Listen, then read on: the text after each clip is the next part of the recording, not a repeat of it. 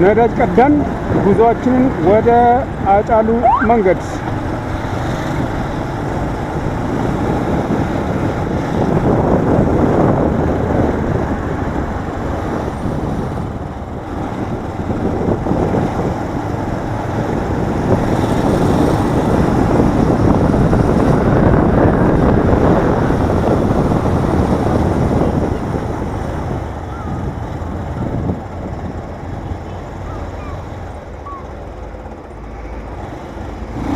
መጀመሪያ ዞር በእሺ ነናት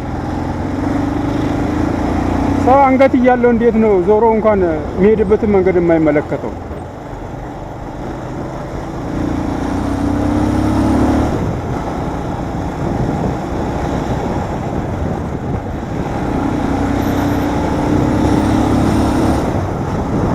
ይሄ ሞረፋ ነው።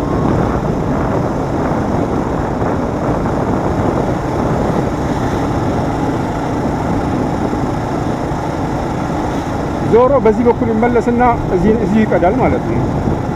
የሚገርም እኮ ነው።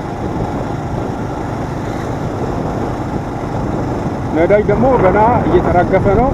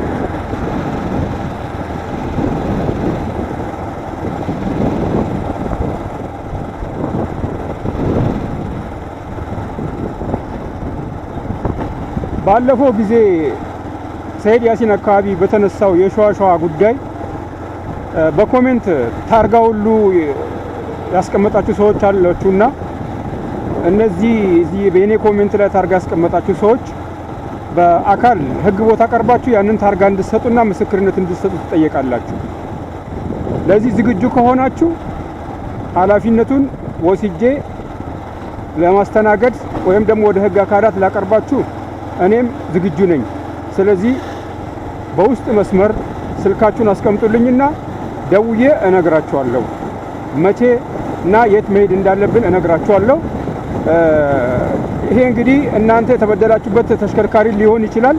ነገር ግን በጣም ብዙዎች በዚህ ጉዳይ በዚህ ተሽከርካሪ የተበደሉ ሊሆኑ ስለሚችሉ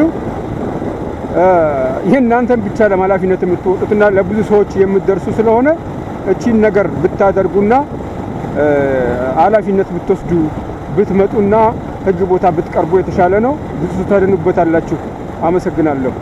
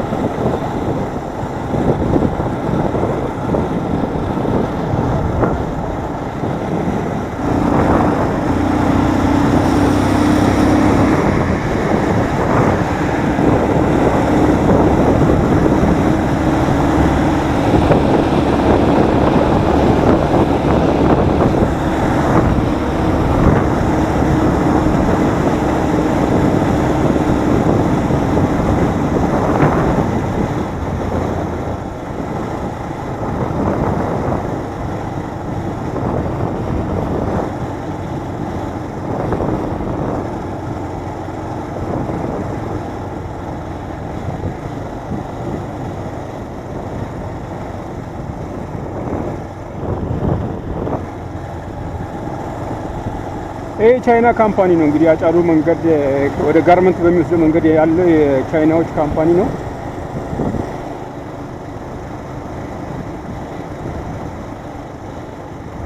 ፉጂያን ኢንተርናሽናል ላይት ኢንዱስትሪስ ልዩ የኢኮኖሚ ዞን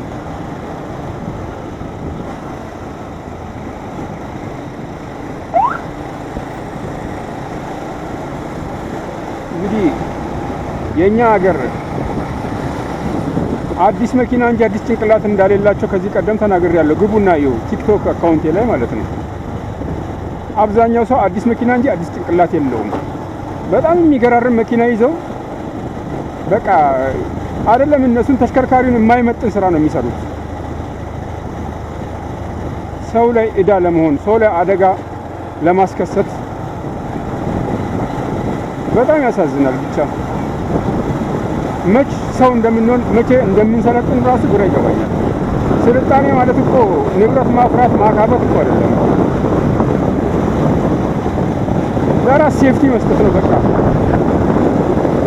አገር ላይ አንድ ባለሀብት፣ አንድ እውቀት ያለው ሰው፣ አንድ የተማረ ሰው በሞተ ቁጥር ለሀገር ትልቅ ጉዳት አለው።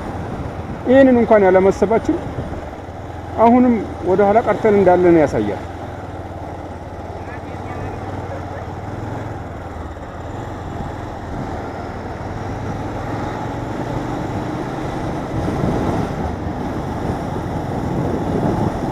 ይሄ እንግዲህ አደባባዩ ነው።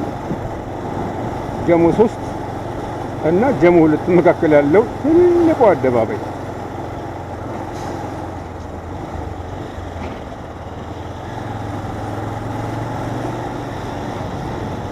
እንግዲህ ሀጬ ኢኮ ፓርክ ነው የሚሉት። ምን እንደሚሰራበት እርግጠኛ አይደለንም።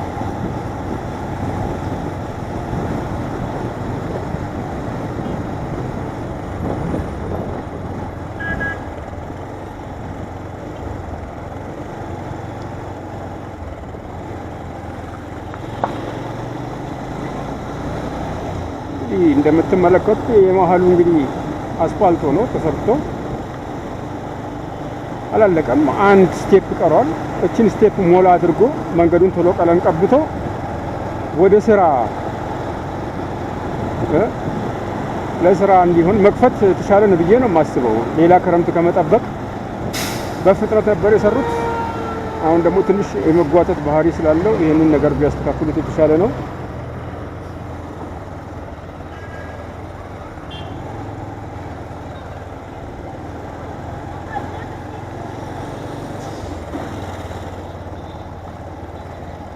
እንግዲህ የመጀመሪያው ቅያስ ወደ ጀሞ 2 ኮንዶሚኒየም የሚያስገባው እዚህ የነዳጅ ሰልፍ ነው የምትመለከቱት። ይሄ ባጃጅ ተራው ነው። ሸገር ማዞሪያ ወደሚባለው ሰፈር ነው ይሄ መንገድ የሚወስደው። በጣም ደረጃውን የጠበቀ መንገድ ነው። ከዚህ ቀደም እኛ እዚህ አካባቢ ስንገባ በጣም ጭር ያለ አካባቢ ነበረ። አሁን ግን በጣም ነዋሪ በዝቷል። ለመኖርም በጣም ምቹ ቦታ ሆኗል። ነገር ግን በዛ በነዋሪዎች ብዛት ልክ ወይም ደግሞ በነዋሪ መብዛት ልክ ልማቱ የተፋጠነት አለ። መንገዱም ጭራሽ